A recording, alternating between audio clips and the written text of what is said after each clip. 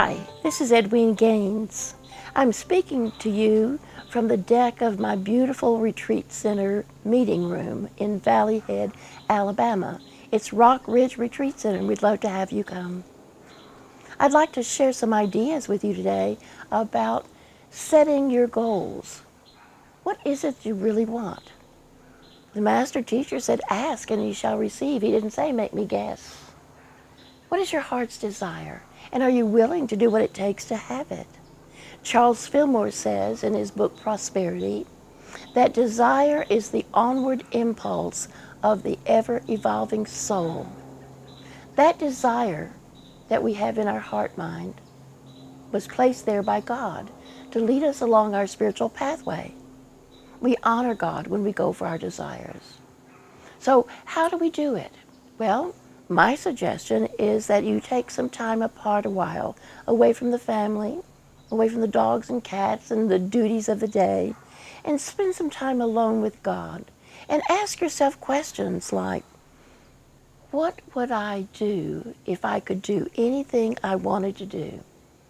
What if money were no object? What if I could have anything I wanted to have, be anything I wanted to be, do anything I wanted to do? What would that look like? And be honest with yourself. Tell yourself the truth.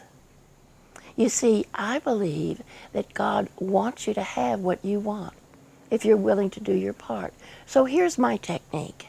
I get myself a notebook and I write my goals down very specifically. Catherine Ponder, who's been one of my teachers for years, says the more specific you are when you write your goals, the quicker you will have your demonstration. So when I write my goals, I write them very clearly. I don't say, I want a new dress. I say the color, the fabric, the size, all sorts of specific details. You don't say, I want to go on vacation. You say where you want to go, what you want to do when you get there, how you want to travel, how long you want to be gone, very specific details. The more specific you are, the quicker it'll show up for you. And very important, they must be written goals, not held up in your head, but written down on paper.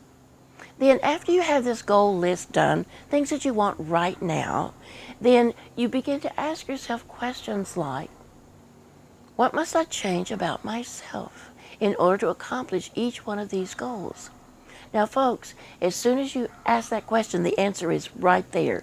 You don't have to go on a vision quest for 5 years. It's right there. All you have to do is ask, what must I change about myself? Now, please notice, I did not say, what must you change about your spouse or your children or your job? There are things about ourselves that we must alter in order to be willing to receive what is here for us. So, you're doing that now.